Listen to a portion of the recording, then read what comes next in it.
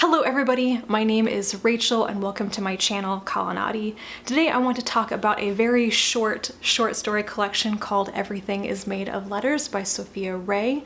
This is one of the conversation pieces line from Aqueduct Press, which is basically focused on feminist science fiction or feminist conversations.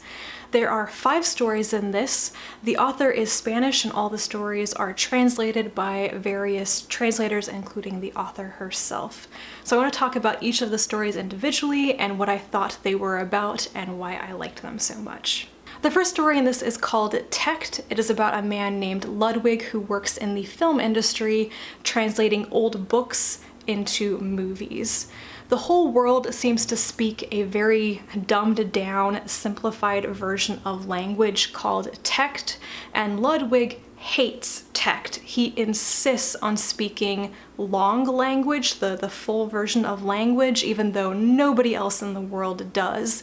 And that's the reason why he's employed. He can read long language in books and translate them, feed them into the machine that creates movies. But then he is made redundant. There is a technological innovation that means that a machine can do this instead of him, and now absolutely no one has any need of his language skills. And then 2 young people show up on his doorstep right when he is despairing and ask him to teach them and converse with them in long language. It seems there are actually maybe still some people out there who are pursuing long language because they've realized that Techt doesn't allow them to really think well. So I think it is pretty easy to see that this is a story about how language affects the way that we can think and express ourselves. When your language no longer allows you to express complex and abstract concepts, how does that affect your ability to think rationally and critically and in depth about the world? It's this loss of expression and what that does to society and culture. And I find the situation in this, the world that the story paints, to be very depressing, because obviously I am a person like Ludwig who values language a lot. So I really enjoyed the premise of this story. There is, however, a bit of a twist in it where the ending goes off in a direction that I did not expect, and it didn't feel as satisfying to me as what I had hoped for. I don't think it concluded the original theme that I thought the story was about in a satisfactory manner, but it was still a really interesting story. The second story in this is called the Babylon Cyclotech. This is alternate history where biological warfare during the First or Second World War destroyed most of the world, and the remnants are in England enclosed in a protective bubble in what was once London. In Babylon is the Cyclotech. Very rare metals are used to make like printing blocks for all the words in the language, and the Cyclotech is basically where all those words are kept and stories and books can be assembled and printed on demand there. There's only 1 block for every word, and if that block is lost, then the language is lost and it can never be printed again. The protagonist is a woman named Edwinta who works at the Cyclotech, and she becomes embroiled in this fight or argument with a coworker when she attempts to ban children from the Cyclotech because they cause damage to the facility and thus language loss. So I think this is another story that's about losing language, trying to preserve language, and what is lost when you lose even just a single word. To be honest, this is one of the slightly more bizarre stories in the collection. I'm not sure I really understand how the Cyclotech works or if I believe it is really a good solution to the problem. I don't really need to believe in it though. It's definitely kind of a contrived situation to say, what if you could literally lose a word? How would that affect you? And I do think it's also about the power of being able to enter another world through fiction, to be able to experience things that no longer exist in your world, to step through that portal through books, basically. but also how do you balance protecting a thing, in this case written language, while also making it available to the people who need it and who imbue it with value? I mean, the written language means nothing if nobody's going to read things, but if you lock away the cyclotech, if you lock away the language so that people can't hurt it, then what value does it have anymore? The next two stories are my favorites in this collection. The next one is called The Secret Stories of Doors and is about a man named Perucho who works on an encyclopedia, researching facts for it and writing articles. And he actually is seeding it with false facts and stories. It seems that he and some other people kind of practice false fact invention as an art form, trying to get things in under the noses of the censors. It seems that the whole world is filled with propaganda and censorship and very strict control, and what Perucho is doing is actually really dangerous. And there may be a secret society that knows what he is doing, and he may discover that. I don't know really what it is about this story that caught my attention so much. It's not like I'm super fond of the idea of people putting false stories in encyclopedias, but I think that overall this story had a shape and a feel to it and a good conclusion that matched the rest of the story in a way that I think the previous two stories didn't quite have. And maybe also because it's set in Barcelona, I believe, there was something about it that reminded me of The Shadow of the Wind by Carlos Ruiz Zafón, and I really enjoyed that book. So overall, another good story and pretty different from the first two.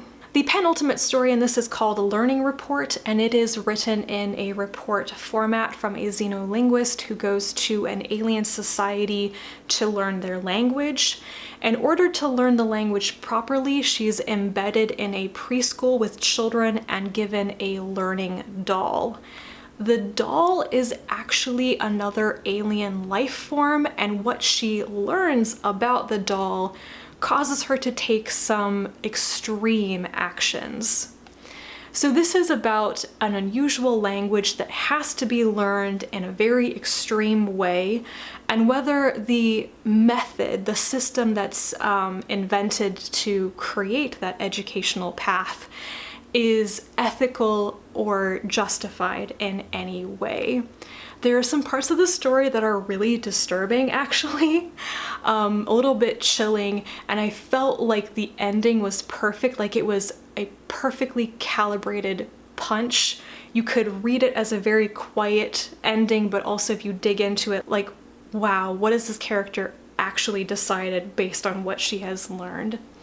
This story reminded me very strongly of a couple of other things I've really enjoyed, mainly Monteverde by Lola Robles, which is another book from this Conversation Pieces line. And I know I was thinking about that because it's also written in a report format by a xenolinguist, but it also reminded me of Ursula K. Le Guin's science fiction, something about the topic, the way that it's written, the approach that the story takes, and also I think the ending, the point and the message of it reminded me of the feel of some of like the short stories and stuff I've really enjoyed by Le Guin. In fact, I also want to say that Le Guin wrote a story in this report format as well, and the name of it is on the tip of my tongue and I can't remember what it's called. But yeah, it was probably one story that I was always going to like because it is about xenolinguistics. And then the very last story in this one is the one that has such a weird title. I was waiting to get to this one to understand what the title means, because it's called You Cannot Kill Frowny Flute. In this story, a woman named Jocasta is an author. She has invented this massive fictional world that is now created and developed by other people, and I think also like artificial intelligence, but there are other authors working on it, writing branches of this world, and Jocasta isn't really in charge of it anymore. And then she kind of gets pissed off because her ex-husband is making a lot of money off of her world writing characters. So she decides to kill one of the characters that he writes called Frowny Flute. And there are all these ripple effects from that decision because everything in this world is wrapped up in like reader feedback, as well as a lot of merchandising deals and advertising. So all Jocasta wants to do is kill this one character that she doesn't know anything about because she didn't write the character, and everyone's telling her, no, you can't do that. You can't kill a character in your own world. I have to say that the first thing I thought of while reading this story was J.K. Rowling and the Harry Potter wizarding world, not in the sense that they are both written and created by technology or AI or other authors. That's not the case necessarily, but the sense that you can create a world that becomes a phenomenon that is no longer entirely under your control and other people claim authority over it, and there isn't just one person who can say what is canon anymore.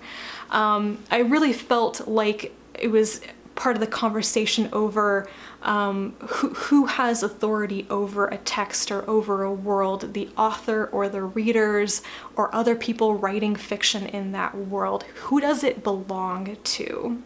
And I think that is a really interesting conversation.